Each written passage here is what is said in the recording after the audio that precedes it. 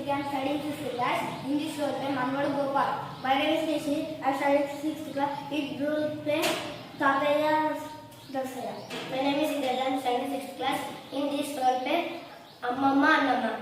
My name is Alakya. I am studying 6th class. In this role play, Lakshmi Manmaral.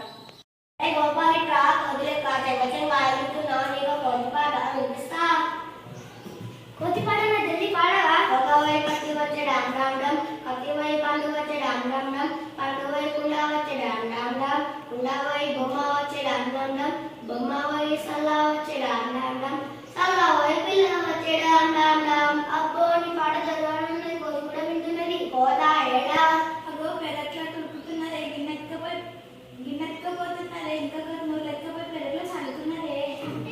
అయ్యో రామరామ ఈ నడుమ కోతులు గుడ్డలు ఇళ్ళలోకి వస్తున్నాయి.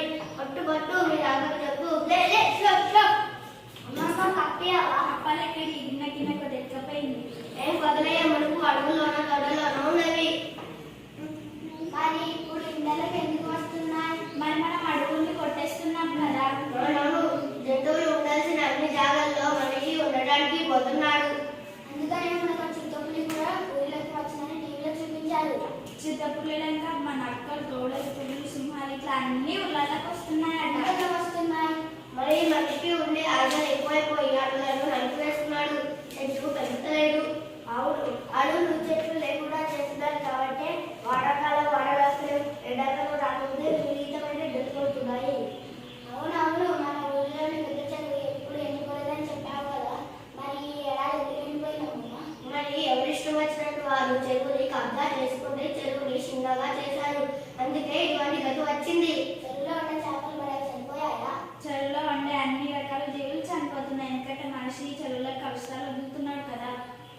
ఏమయ్యా అన్న, చెరువు గట్టు మీద రకరకాల బిడ్డలు కనబడేవి. ఇప్పుడు ఎందుకో కనబడతలేవు.